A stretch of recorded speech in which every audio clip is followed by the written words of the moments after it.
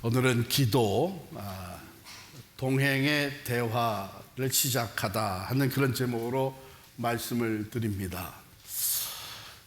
요즘 사람들이 민감하게 반응하는 것들이 무엇이 있나 조사에 의하면은 대표적인 것 중에 하나가 스마트폰 알림과 메시지 수신음입니다.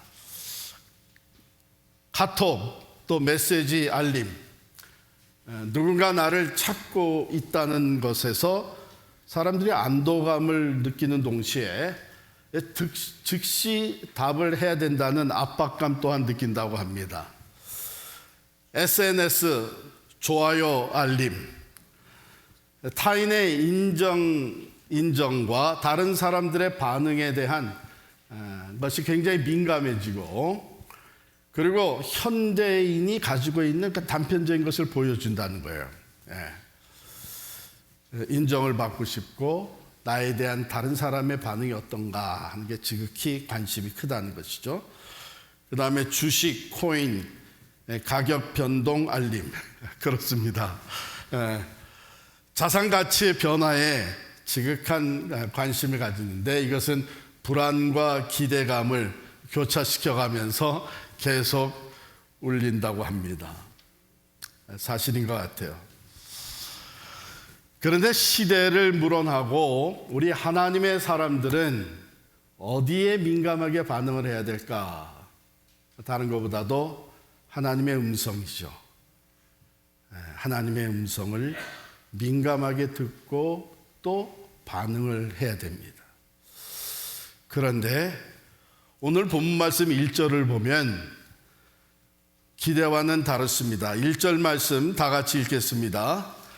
아이 사무엘이 엘리 앞에서 여호와를 섬길 때에는 여호와의 말씀이 희귀하여 이상이 흔히 보이지 않았더라. 당시의 영적 분위기를 말해주는 거예요. 영적 지도력의 그 부재, 또 백성들의 그 타락과 영적 또 도덕적 타락, 이것을 보여주는데 그 결과 하나님의 뜻이 무시되고 있는 거예요. 영적으로 매우 어두운 상태에 놓이게 된 것입니다. 말씀이 희귀했다. 이것은 하나님이 입을 닫으셨다 하는 것보다는 이스라엘 백성들이 귀를 닫았다는 거예요. 하나님의 음성에 귀를 닫고 그 결과 하나님과의 대화가 단절이 돼버린 거죠.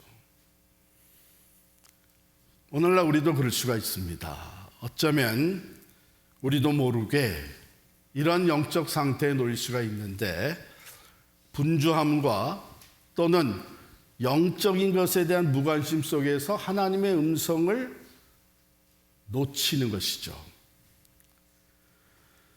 하나님이 말씀을 하지 않으셔가 아니라 하나님은 계속해서 우리에게 말씀하시는데, 세상의 소리나 욕망의 소리, 그리고 다른 사람들의 소리에 너무 민감해진 나머지 하나님의 세미한 음성은 소음 정도 또는 사람의 목소리로 치부해버리고 넘어갈 때가 많이 있다는 것입니다. 그래서 오늘 본문을 통해서 우리가 진정 하나님과 동행하는 삶을 살아가려면 그 동행의 대화가 이루어져야 되는데, 오늘 말씀을 통해 그것을 좀 배웠으면 좋겠습니다. 그렇지 않아요? 부부가 산책을 하는데 남편은 한 5발자국 앞서가고 부인이 뒤에서 그냥 허겁지겁 쫓아가면 같은 장소에서 산책을 하고 있을지는 몰라도 동행은 아니죠.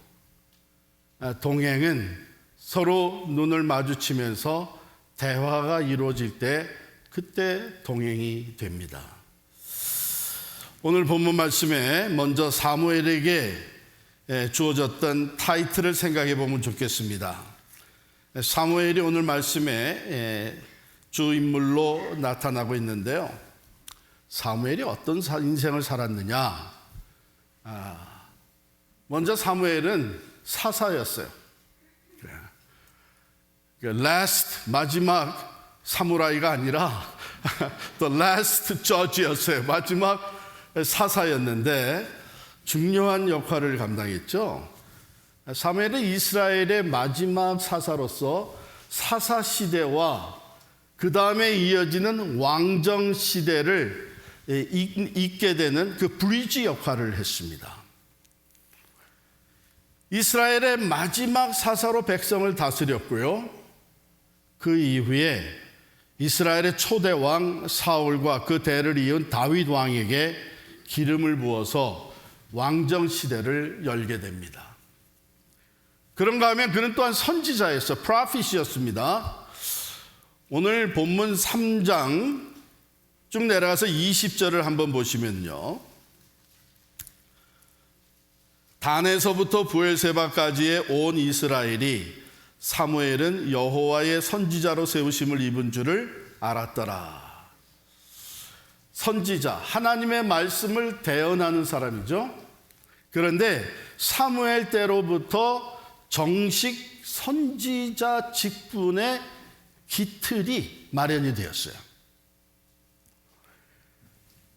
그리고 세 번째 타이틀은 제사장입니다. 사무엘은 어려서부터 성소에서 성장하면서 엘리 제사장 밑에서 제사장의 직무를 수행하기 시작을 했습니다. 그는 결국 백성들을 대신해서 하나님 앞에 나아가 번제물을 드리고 제사를 드리는 이 역할과 아울러서 백성들을 위해 하나님께 중보하는 중보자의 역할, 즉 제사장의 역할을 감당했어요. 여러분 생각해 보세요. 한 사람이 사사요, 선지자요, 제사장의 역할을 감당해요. 도대체 이 사람은 어떤 삶을 살았기 때문에 하나님이 이렇게 놀라운 도구로 사용하셨는가? 그 사무엘이 하나님과 동행하게 되는 그 시작 부분을 오늘 우리가 읽은 거예요. 요약하자면 사무엘이 평생 하나님과 동행하면서 사사와 선지자와 제사장의 직분을 모두 충실하게 감당하는 데는 하나님과의 온전한 대화, 그 동행의 대화가 아름답게 지속적으로 이어졌다는 것이죠. 그 시작이 어떻게 됐는가? 어린 아이 사무엘, 성소에서 자라게 됩니다. 당시의 제사장이 엘리 제사장인데 여기 본문에 보면은 사무엘이 엘리 제사장은 자기 처소에 누웠고 3절 말씀에 보면 하나님의 등불은 아직 꺼지지 아니하였으며 사무엘은 하나님의 궤에 있는 여호와의 전 안에 누웠더니 성전에서 자란 거예요. 그런데 하나님이 사무엘을 부르십니다. 사무엘아, 사무엘아 부르시는데 사무엘은 제사장이 엘리 제사장이 부르는 줄 알고 엘리 제사장에 달려가서 부르셨습니까? 내가 여기 있습니다. 그랬더니 엘리 제사장이 아니다. 내가 너를 부르지 않았으니까 다시 가서 누워 자라. 좀 이따 두 번째 하나님이 부르세요. 사무엘은 또 여전히 엘리 제사장이 부른 줄 알고 달려갑니다. 근데 엘리 제사장은 아니다. 내가 부르지 않았으니까 가서 다시 누워 자라. 3번이나 불렀어요. 근데 3번째도 엘리 제사장에게 달려갔어요. 그때도 엘리 제사장이 내가 부르지 않았는데 가서 자거라 하면서 그때 비로소 제사장이 깨닫습니다. 야, 어쩌면 하나님이 너를 부르시는지도 모르겠다.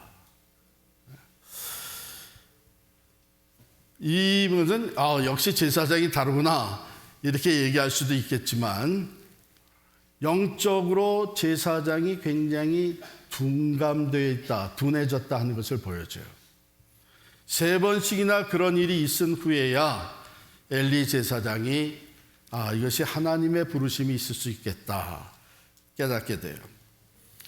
오늘 본문 2절에 보면 엘리의 눈이 점점 어두워 가서 잘 보지 못했다, 이런 말씀이 있잖아요.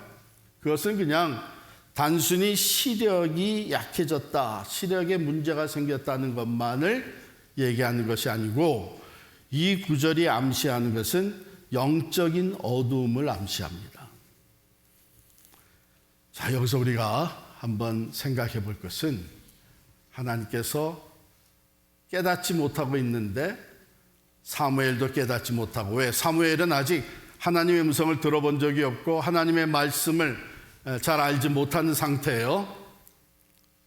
근데 하나님이 깨달을 때까지 3번을 부르십니다. 여러분, 기도라는 것은요, 우리가 생각해 보게 되면 내가 하나님의 앞에 나와서 기도하는 것 같지만, 사실 기도는 하나님이 우리를 부르셔서 기도의 자리에, 하나님과 대화하는 자리에 나오게 하시는 겁니다. 가끔 가다가 우리 성도들 중에 이런 분들을 만나요.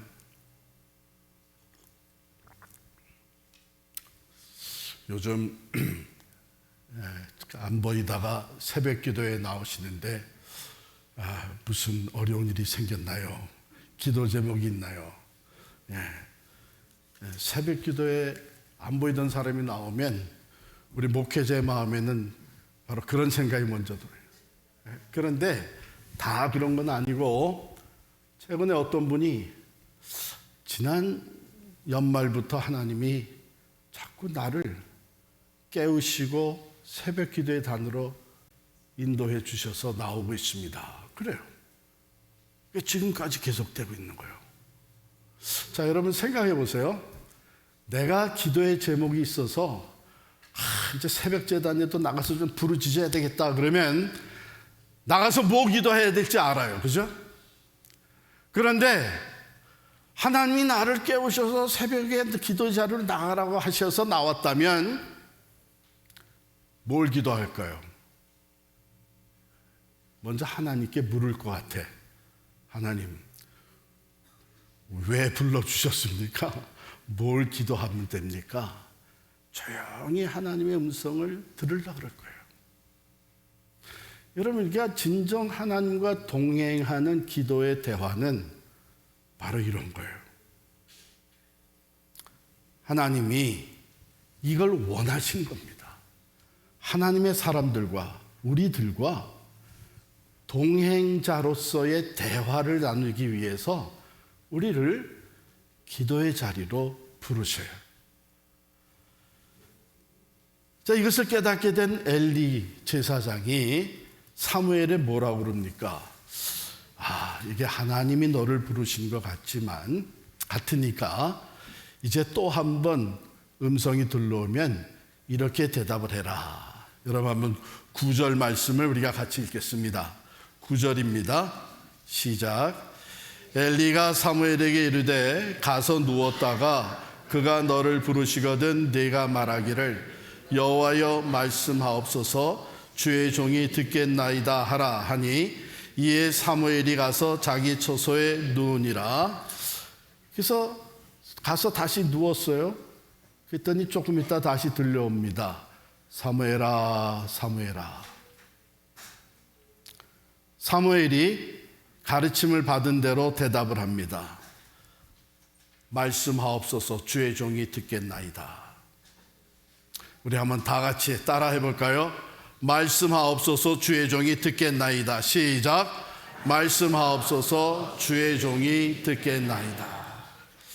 여러분, 이 말에는 어떤 고백이 담겨져 있다고 생각하세요? 말씀하옵소서 주의 종이 듣겠나이다. 여기에 담겨져 있는 것은 이 대화, 이 기도의 주도권이 하나님께 있습니다 하는 고백이에요. 나를 부르신 것도 하나님이시고 부르셨을 때에는 말씀하시려고 부르셨을 테니까 그 주도권이 하나님께 있다고 하는 것을 고백하며 말씀하옵소서 주의 종이 듣겠나이다. 여러분, 이게 하나님과의 동행의 대화의 시작인 거예요. 두 번째 의미는 뭐냐면 듣는 것이 우선순위가 되어 있다는 것입니다. 사무엘이 엘리 제사장이 가르쳐준 대로 말씀하옵소서 주의 종이 듣겠나이다. 사무엘도 하나님이 나를 부르셨을 때 하고 싶은 말이 많이 있었겠죠. 더군다나 처음 이런 경험을 하니까 와, 하나님 나까지 불러주십니까? 그런데 말이죠, 내가 하고 싶은 것이 이런 일이 있었거든요. 그러고 싶은 것이 얼마나 많이 있었겠어요. 그런데 가르침을 받은 대로 말씀하옵소서 주의 종이 듣겠나이다 하는 것은 내가 말씀을 드리는 것보다도 하나님이 내게 말씀을 하십시오. 내가 듣겠습니다. 가끔 보면 기도를 잘못 생각하는 분들이 있어요. 우리 새벽 기도에 나와서 우리가 기도를 해요. 이제 기도를 막 하는데 큰 소리로 주여 삼창하고 기도를 막 시작하면 우리는 그냥 내 마음에 있는 걸 그냥 주님 앞에 다 하나님 앞에 쏟아놓는 기도를 막 이어갑니다. 그것도 우리가 이게 기도를 제대로 하려면 이게 끊이지 않고 그저 숨도 쉬지 않고 계속 따발총 쏘듯이 이 기도를 막 해야 이게 거기다가 또 이거 뭡니까? 이 기도가 그냥 이게 영적으로 충만하고 또 미안합니다. 기도빨이 있는 것 같은 것은 이게 말을 빨리 하고 큰 소리로 부르짖고 그래야 된다고 생각을 하는데 오늘 뭐라 그래요? 말씀하옵소서 주의 종이 듣겠나이다. 제가 어떤 때 보면은 이제 기도하는 시간이 시작돼서 크게 막 부르짖고 쫙 하고 기다다가 갑자기 소리가 안 들려서 쳐다보니까 벌써 가고 없어. 이게 뭐예요? 내가 하고 싶은 얘기만 다 쏟아놓는 거예요. 그러니까 하나님의 생각과 하나님의 마음을 내가 듣고 느낄 시간이 없는 거예요. 그러면 이게 동행이 되지가 않는 것이죠. 동행은 소통이 있어야 됩니다. 하나님은요, 사무엘을 부르셔서 뭘 하시기를 원하셨나 하면 사무엘에게 알려주시기를 원했어요. 볼까요? 안 읽었지만 11절 말씀을 보면 여호와께서 사무엘에게 이르시되 보라 내가 이스라엘 중에 한 일을 행하리니 그것을 듣는 자마다 두 귀가 울리리라. 하나님이 하시고자 하시는 일을 사무엘에게 알려주시기로 합니다. 그게 동행의 기쁨이고 그 동행의 혜택 아니에요? 같이 걸어가면서 옆에 사람이 가지고 있는, 더욱이 내가 사랑하고 존경하고 있는 사람이 가지고 있는 생각과 마음을 내가 공유할 수 있다면 그게 아름다운 동행이 되죠. 창세기 18장 17절에 보면요, 아브라함이 하나님과 믿음으로 그렇게 동행하는 귀한 삶을 살았는데 하나님이 이런 말씀을 하십니다. 여호와께서 이르시되 내가 하려는 것을 아브라함에게 숨기겠느냐. 와.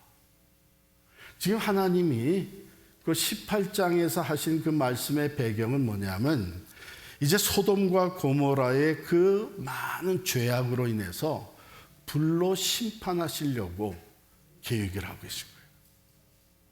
근데 그것을 아브라함에게 얘기해 주십니다.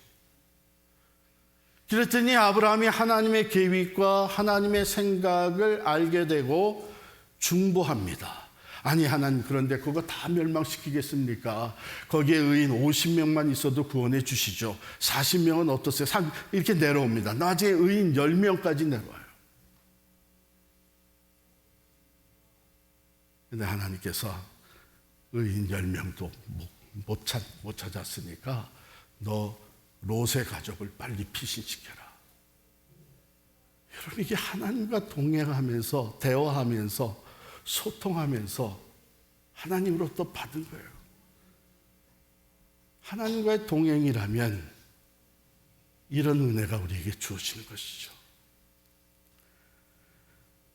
사무엘은 어려서부터 이것을 깨닫고 터득하고 동행하는 삶을 삽니다. 그래서 사무엘이 이 대화를 시작한 이후로 어떤 사람으로 평생을 살아갔느냐, 한번 쭉 내려가서 19절을 보실까요? 19절 말씀 같이 읽겠습니다. 시작. 사무엘이 자라매 여호와께서 그와 함께 계셔서 그의 말이 하나도 땅에 떨어지지 않게 하시니.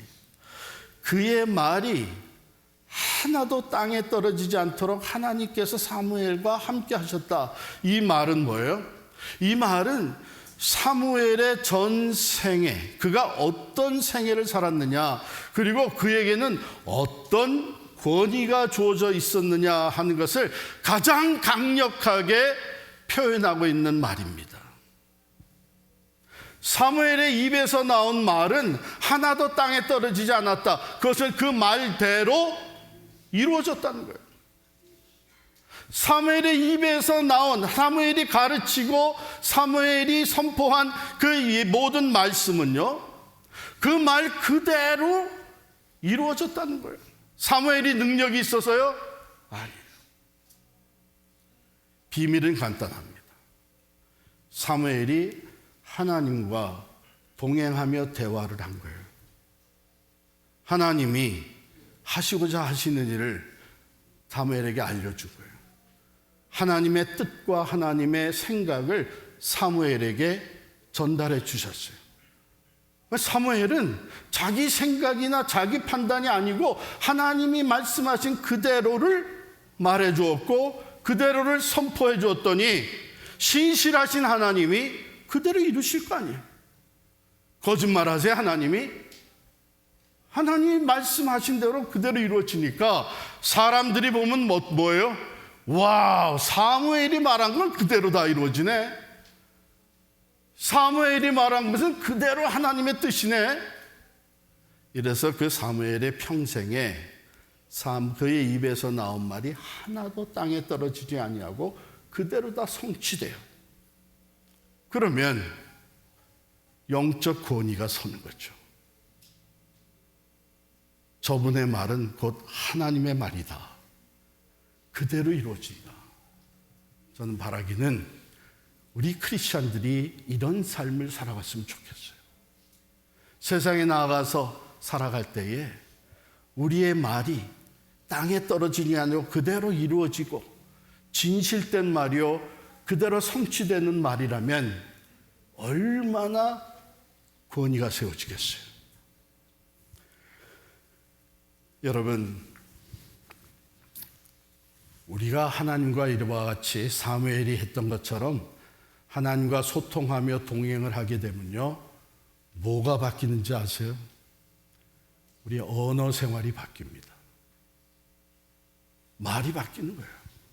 함부로 말하지 않게 되죠. 하나님의 마음을 우리가 하는 말에 담아서 말하게 됩니다. 그때 하나님께서는 우리는 부족하지만 우리가 한 말이 땅에 떨어지지 아니하도록 역사하시는 거예요. 왜? 그게 하나님의 생각과 하나님의 뜻이고 하나님의 계획이기 때문에. 흩어져 살아가는 우리들의 삶이 이렇게 변한다면 세상은 우리를 인정할 겁니다. 세상은 권위를 보게 될 겁니다. 세상은 오히려 교회와 그리스도인들을 두려워하게 될 겁니다.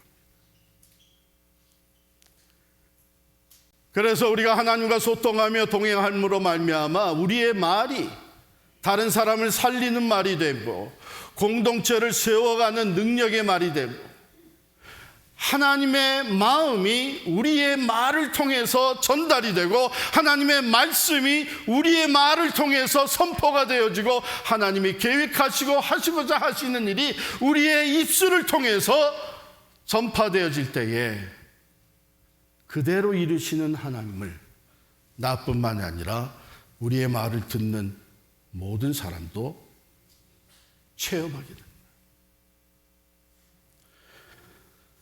저는 우리가 이런 그리스도인들이 될 수 있으면 좋겠습니다. 진정한 리더십, 영향력을 발휘하는 하나님의 사람들, 하나님의 교회가 되려면 우리는 동행의 대화, 하나님과 동행의 대화가 시작이 될 수 있어야 됩니다. 그냥 지금까지 그래서 내가 원하는 것, 내가 바라는 것, 내가 목적하는 것을 다 쏟아붓고 마치 전화할 때 말이죠. 전화 딱 걸어가지고서는 말이지 그런데 말이야 내가 원하는 거 그냥 다 얘기해놓고 전화 뚝 끊는 사람. 그게 우리 기도 생활이 돼서는 안 되죠. 그래서 리처드 포스터라고 하는 근대 그 영성 대가이고 또 많은 책을 쓰신 분이죠. 여러분도 아마 그분의 책을 읽었을 거예요. 한 번은 그분에게 기도를 배우고 싶은 젊은이가 찾아온 거예요. 내가 기도를 어떻게 하면 좋은지, 내 기도 생활에 조언을 좀 주십시오. 그랬더니 리처드 포스터가 뭐라고 얘기를 했나 하면, 자네 말이지 그 기도하는 시간에 기도를 하고 마지막 5분은 아무 말도 하지 말고 가만히 앉아 있거라. 내 말은 다 이제는 중단하고 기도하다가 마지막 5분은 하나님의 음성을 듣기 위해 가만히 앉아 있거라. 그래서 이 젊은이가 그것을 이제 시도를 한 겁니다. 그러니까 맨 처음에는 너무 어색한 거예요. 그저 끝까지 막 부르짖고 간절히 기도해야만 이게 기도하는 것 같은데 아무 말도 안 하고 5분 동안 가만히 어색하고 이상했는데 일주일이 지나고 2주일이 지나고 그 침묵 속에서 5분 동안 가만히 하나님을 기대하며 앉아있는데 새로운 걸 체험하기 시작한 거예요. 그 뭐냐면 자기가 기도하면서 내려놓았던 그 많은 무거운 짐, 염려와 두려움, 그것에 가려져 있었던 하나님의 평안이 보이기 시작을 하고 들리기 시작을 하는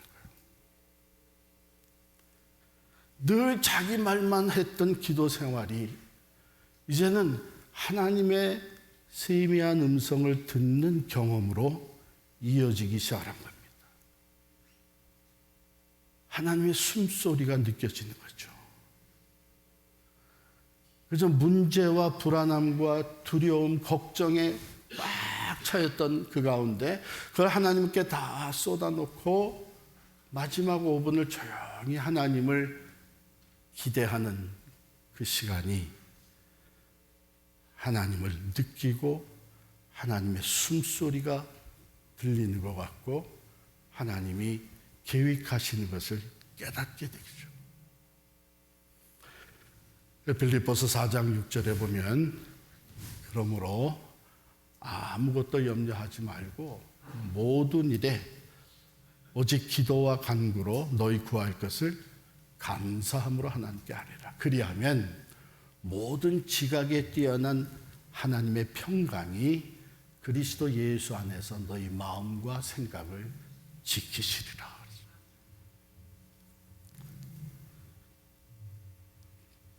본문으로 돌아가 보면 사무엘이 성소에서 그 등불 곁에 누워 하나님의 부르심을 기다립니다. 왜냐하면 엘리 제사장이 하나님이 부르신 것 같으니까 너 다시 가서 그 부르심을 기다려라. 우리에게도 이런 기다림이 필요한 거예요. 다른 모든 현대의 그 소음 다 차단하고 조용히 한 5분 머무르면서 하나님의 숨소리를 듣는, 하나님의 마음을 느끼는, 하나님이 말씀하시는 세미한 음성을 듣는, 여기서 진정한 하나님과의 동행이 시작이 됩니다. 사랑하는 성도 여러분, 하나님은요 오늘도 우리를 부르고 계십니다. 스마트폰의 알림 소리보다, 세상의 뉴스보다, 또 다른 사람들이 말하는 그 많은 소리보다 우리가 하나님이 나를 부르시는 그 소리를 들을 수 있으려면 어쩌면 의도적으로 다른 것들을 차단하는 노력이 필요합니다. 사무엘이 성소에 그 등불 곁에 있었던 것처럼 우리도 하나님의 음성을 들을 수 있는 그런 조용한 것, 또 기도하면서 내가 하고 싶은 말 다 하고 벌떡 일어나 나가는 것이 아니고 이제 말씀하옵소서 주의 종이 듣겠나이다 고백할 때에 하나님은 하나님의 마음과 뜻과 그 하나님의 생각을 우리에게 알려주십니다. 여러분, 이런 기도 생활은 정말 기뻐요.